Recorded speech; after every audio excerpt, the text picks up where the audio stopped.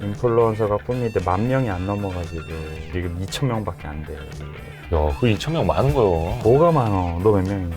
나 한 400명? 인증샷 한번 찍어야지 하기 전에.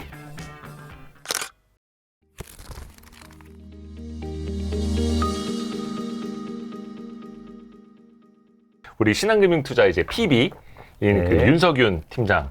아, 진짜 오랜만에 모셨는데. 네. 우리 와이스트릿 초창기에. 네네. 진짜 초창기에. 구독자 그때 네. 몇 명 있지도 않았을 때였죠. 초창기 아니라 1호라고 해주십시오. 네, 그러니까 외부 출연자로는 1호 네, 출연자였던 네, 네. 우리 윤석윤 팀장님을 거의 지금 한 1년 반 만에 모셨습니다. 네. 와주셔서 감사합니다. 네. 영광입니다. 그때랑은 그래 좀 달라진 것 같나요, 느낌이? 이제 앞으로 뭐 떠오르는 성장주 아닙니까? 아, 그렇습니다. 예. 이제 그 믿어 의심치 않습니다. 냉철 TV 구독자를 넘어섰기 때문에 아, 냉철이 형 분발하셔야겠는데.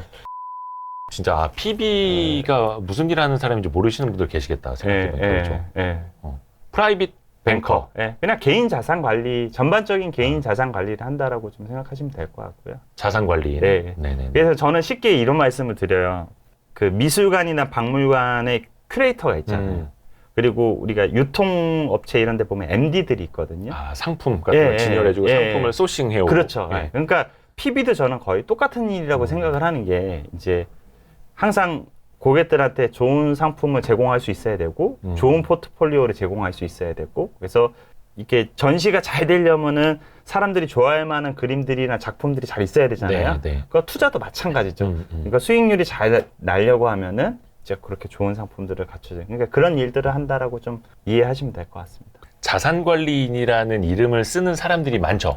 있죠. 심지어 그 유튜브에도 많아요. 그러니까 뭐 문신하신 분들도 나와갖고 본인이 이제 자산 관리를 해주겠다 이런 분들 많거든요.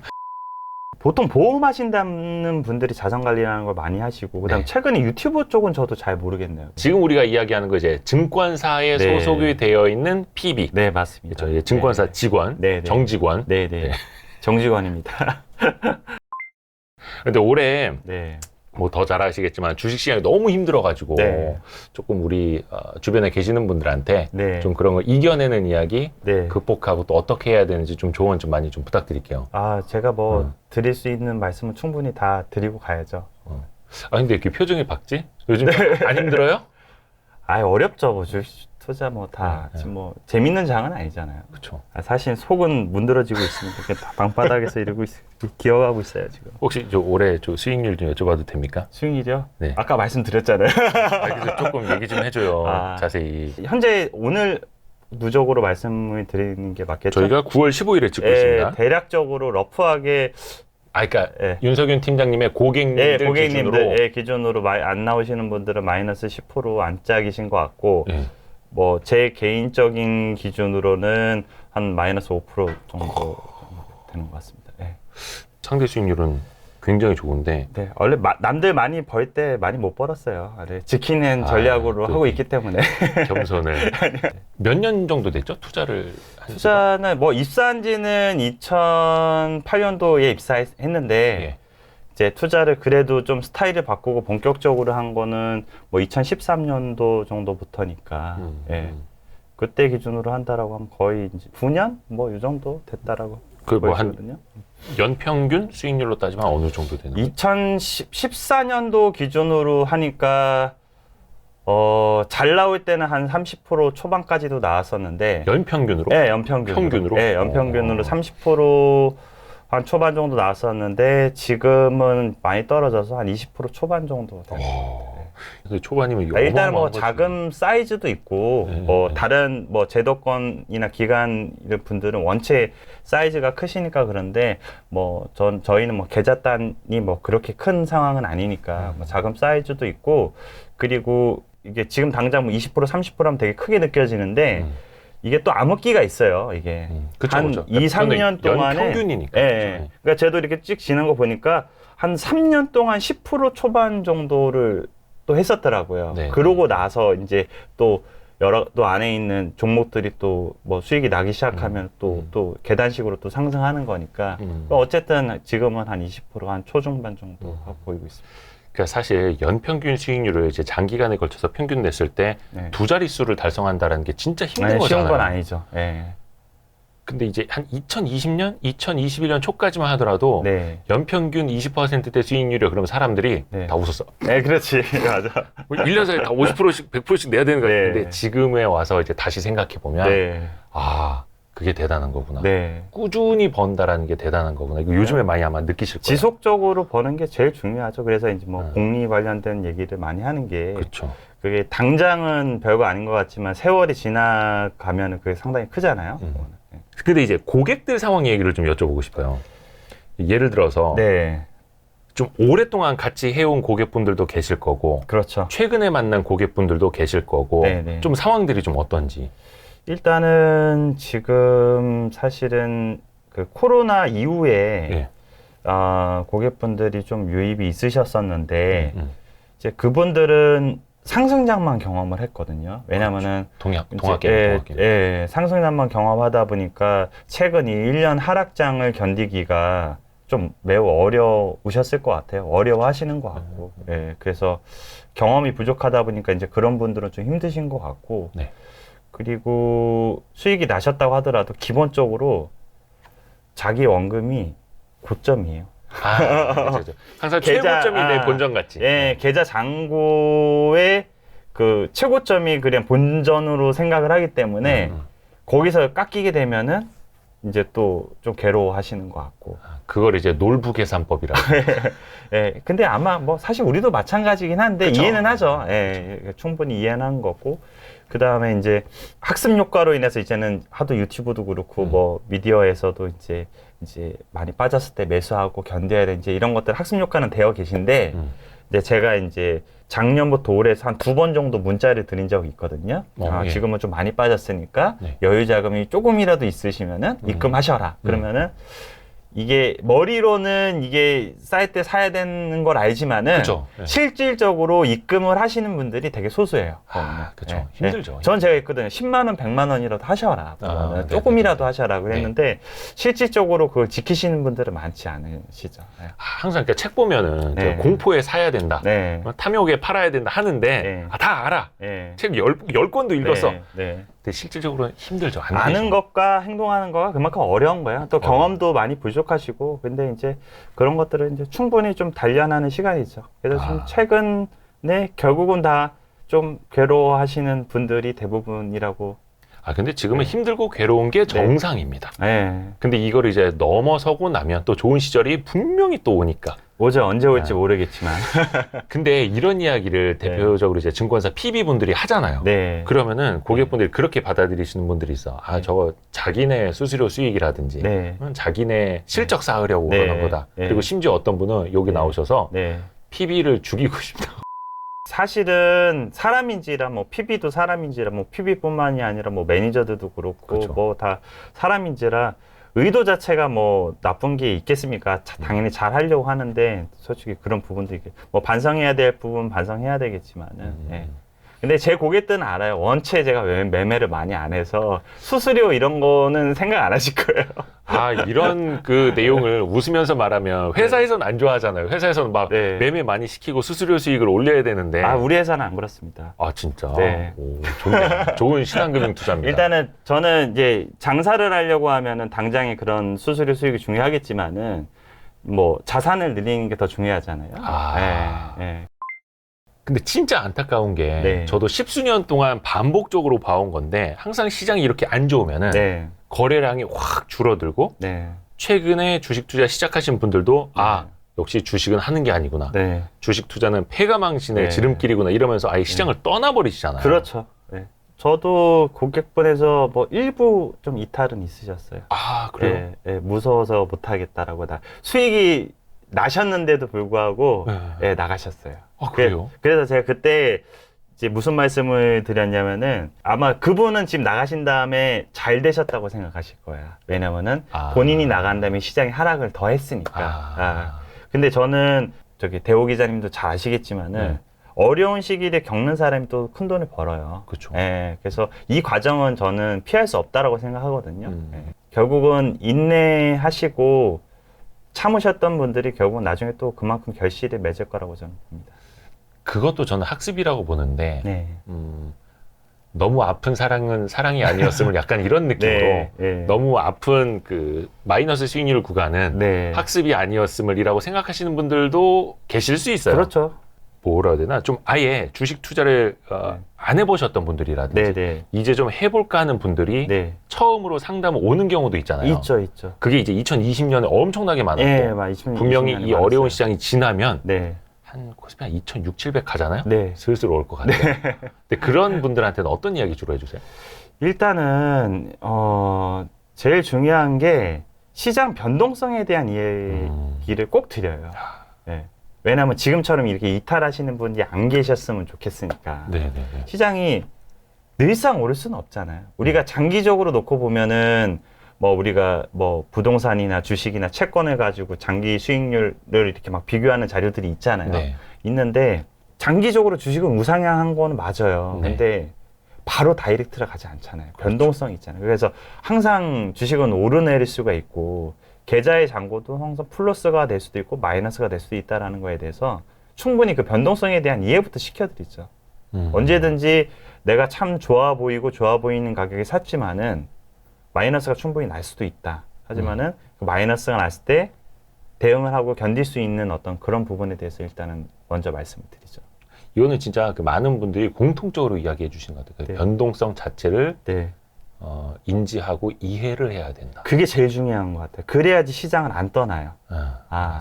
그런 부분에 대해서 일단은 먼저 말씀을 좀 드리고 이제 또 초보 투자자분들 같은 경우는 저는 될 수 있으면 이제 비싼 주식을 하지 마시라고 이제 말씀드리죠. 이제 밸류에이션이 비싼 것들. 뭐 밸류에이션이라든지 뭐 차트가 급등해 있다라든지 이런 것들은 사실은 좀 이게 초보 투자자들이 감당하기에는 어려운 부분들이 있으니까 조금 시간이 걸리더라도 조금 싼 주식들, 그러니까 싸다라는 거는 시장에 소외를 당했다는 건데 가지고 있으면 재미가 없을 수도 있겠지만은 그래도 좀 그걸 가지고 있는 좀 훈련을 좀 하셔야 된다라는 부분을 말씀드리죠. 앞에서도 대표적으로 이제 PB들 치고는 네. 조금 매매 회전이 많지 않다라고 네. 이제 말씀을 해주셨는데 네. 제가 이제 윤석윤 팀장님을 좋아하는 거는 네. 막 단기 수익률이라든지 네. 어떤 뭐 모멘텀 매매라든지 네. 이런 거를 되게 지양하시고 네. 네. 저 가치 투자, 네. 싼 주식, 네. 소외되었지만 언젠가 빛을 네. 볼 주식, 약간 이런 쪽으로 조금 더 상대적으로 안전한 투자, 네. 꾸준히 버는 맞습니다. 투자를 지향하셔가지고 네. 그런 측면에서 저도 이제 좀 좋아하는 측면이 있거든요. 내가 말씀하신 그 전자에 해당하는 거를 제가 잘하면은 그거 저도 했죠. 예, 잘 못하니까 저는 제가 잘하는 쪽에 그 다음에 수익을 내고 좀 지킬 수 있는 쪽에 치우치다 보니까 그걸 하고 있는 거고 분명히 그 앞단에 있는 것들을 잘하시는 분들이 계세요. 계시죠? 예. 이른바 이제 선수. 예, 정말 있으신데 이제 초보 투자자들이 처음에 와서 그분들을 따라 하신다는 건 어려운 부분이 있기 때문에 좀 난이도가 낮은 투자부터 하시라는 걸 말씀을 좀 드리죠. 그거 진짜 중요한 네, 얘기입니다. 네. 그러니까 요거는 이제 완전 개인 투자자 예로 네. 개인 투자자들의 주식 수익률에 영향을 미치는 것들이 좀 있을 거 아니에요. 네, 요인들. 네. 좀 몇 가지만 좀 정리 좀 해주세요. 이게 사람들이 좀 착각을 많이 하는 게 예. 이 어디 가서 이제 금융업계에 있다라고 하고 증권사 PB라고 하면은 대부분의 질문이 뭐 사야 돼요? 라는 얘기거든요. 사는 것부터 물어보죠. 네, 뭐 어떤 거 사야 돼요? 근데 네네네. 이게 잘 아시겠지만은 특정 종목을 어떻게 잘 피킹한다고 해서 이제 부자가 되거나 뭐 수익률이 되게 많이 나는 게 아니에요.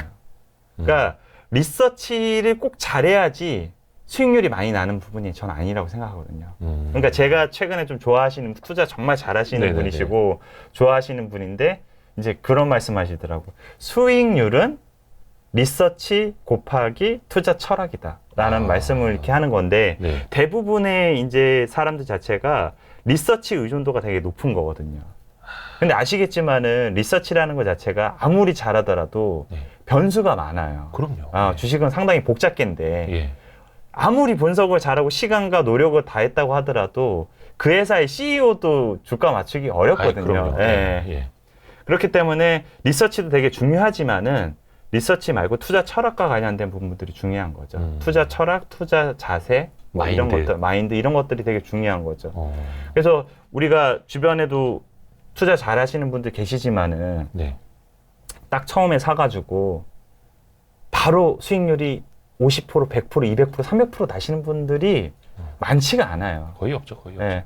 주변에서 이제 종목 하나에 좀 집중하셔가지고 부자 되신 분들도 좀 있잖아요. 있죠. 근데 있기는. 그분들을 곰곰이 한번 생각해 보세요. 네. 보면은 사면서부터 플러스 나와서 간 사람들이 거의 없어요.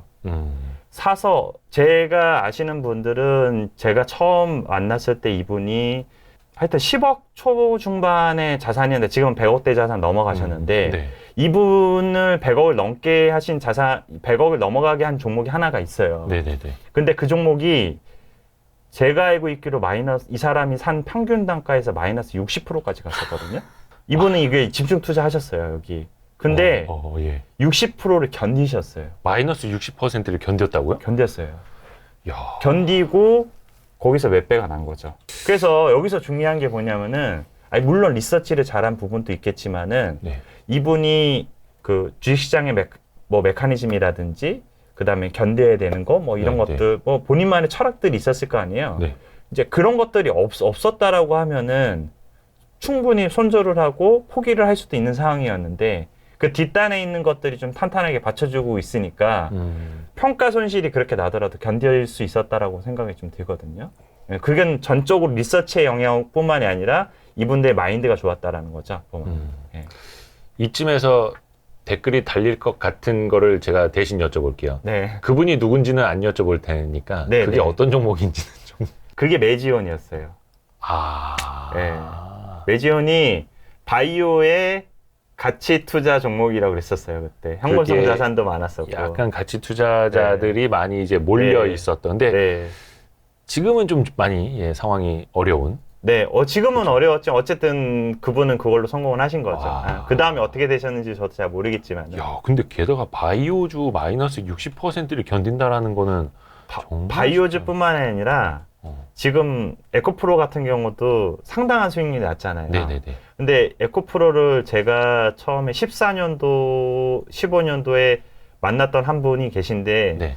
초창기 전기차 관련된 것들을 되게 보셨던 분이거든요. 네네네네. 그분도 에코프로를 가지고 상당히 고생을 했었어요. 집중 투자했었는데 뭐 마이너스 60%까지는 아니어도 마이너스 한 3, 40%까지도 났었을 거예요. 네. 근데 그걸로 끝내는 뭐 한 4, 5배 수익 보시고 나오셨는데 와. 그 다음에도 훨씬 많이 갔죠. 네. 네. 네. 그래서 지금 여기서 말씀드리는 게 리서치가 다라고 말씀드리는 게 아니다라는 거죠. 그쵸. 아무리 좋은 종목과 이런 걸 알려주더라도 어려운 시기에 참지 못하시는 분들은 그 열매나 그 과실을 못 다 먹죠.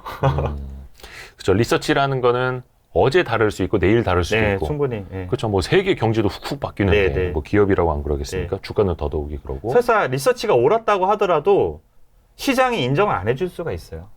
그런 경우가 많잖아요. 못 믿고. 그렇죠. 네. 그래서 밸류에이션이 막 디스카운팅이 네. 되고 막 이럴 네. 수도 있고.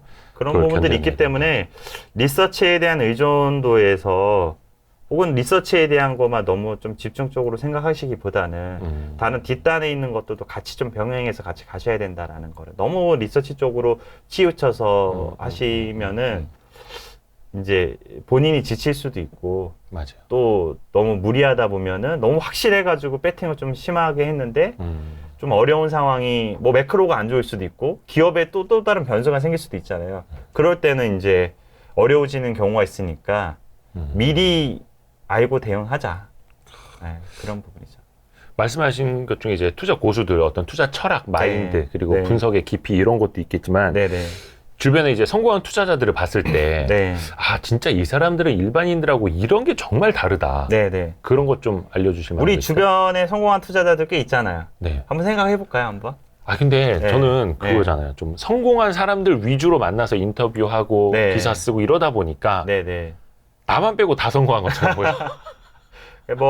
근데 저희도 만난 지가 꽤 됐고, 스터디도 네. 오래 했고, 그리고 우리 그때 당시 스터디에서도 되게 성공한 투자자들이 많이 나왔고 그럼요. 했는데, 이렇게 한번 보면은 어떤 특징이 있냐면은, 첫 번째는 우리가 앞단에서도 얘기했었지만은, 끝까지 포기 안 해요.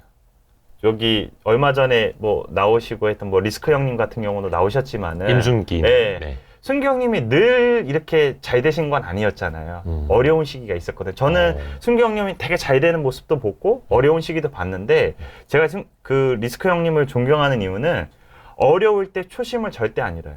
오히려 공부 더 많이 하시고 탐방 더 많이 다니시고 그렇거든요. 약간 그 형님은 좀 부처님 같잖아요. 예, 예. 진짜 그런 것들이 좀 있고 우리 네. 또 냉철 형님도 있지만은 네. 냉철 형님도 멘탈로는 제가 볼 때는 업계 최강이거든요. 멘탈 갑이죠. 예, 그러니까 저도 어려운 시기 때 시장 어려운 시기 때 봤지만은 이 형님만큼 안 흔들리는 사람 없었거든요. 끝까지 포기한 이 손절 거의 잘 안 하잖아요. 웬만하면 다 아니 먹고 근데 나오고. 그 형님이 예. 짜증은 많이 내요. 아 짜증 많네. 짜증은 많이 내요. 짜증 많네. 예, 신기해. 예. 그러니까 김종환 형님도 마찬가지고 홍일영하고 약간 두 분이 성향이 되게 달라요. 되게 다른데 유일한 공통점 하나 딱 찾으라면은 짜증을 많이 내.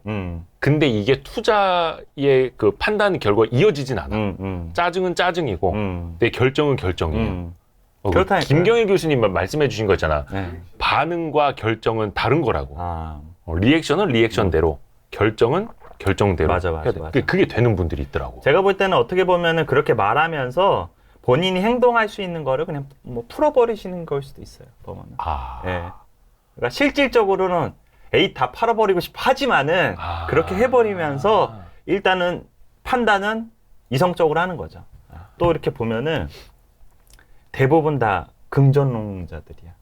주식시장에서 예. 비관론자들은 거의 별로 없는 것 같아요. 제가 적어도 그 주식으로 해서 부를 읽으신 분들 보면은 비관적이신 분들 많지 않았어요. 거의. 결국은 언젠가 그래도 시장은 괜찮아질 거다라는 믿음을 가지고 하시는 거죠. 결국은 낙관론자들이 돈을 벌죠. 네.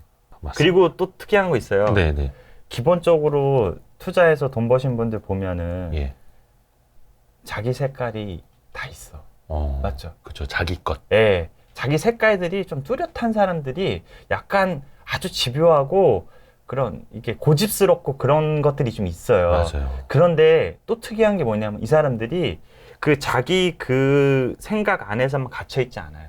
자기 색깔이 뚜렷하게 있어도 항상 귀를 열고 마음을 열고 다른 사람 의견에 경청을 해요. 그러니까 그런 사람들이 스터디 나오고 하는 거예요. 그냥 그렇죠. 본인 색깔 확실하면은 그냥 본인만 투자를 그냥 골방에서 본인만 하면 되잖아요. 네. 맞잖아요. 네. 근데도 자꾸 모임 활동하고 이렇게 하시면서 다른 사람 얘기를 충분히 듣는 거를 그냥 게을리하지 않아요. 그런 것들이 좀 있는 것 같아요. 뭐? 제일 중요한 거 있죠. 네. 무조건 열심히 하는 게 중요한 게 아니라 이 사람들이 네. 옳은 판단을 하려고 그 노력을 많이 한다는 거죠. 네. 투자에 있어서 옳은 판단을 하기 위해서 보내는 시간들이 꽤 많은 것 같아요. 그게 이제 다른 사람 얘기를 경청을 할 수도 있고 뭐 책을 많이 볼 수도 있고 그렇지만은 판단을 할 때는 본인이 좀 이성적으로 옳은 판단을 하려고 좀 노력하는 것 같아요. 그래서 지금 지금 쉽게 막 떠오르는 것들은 성공한 투자자들이 뭐 이런 것들을 조금 잘하시는 분들이지 않나 싶습니다. 약간 좀 자기 관리일 네네. 수도 있고. 네네. 맞습니다. 네.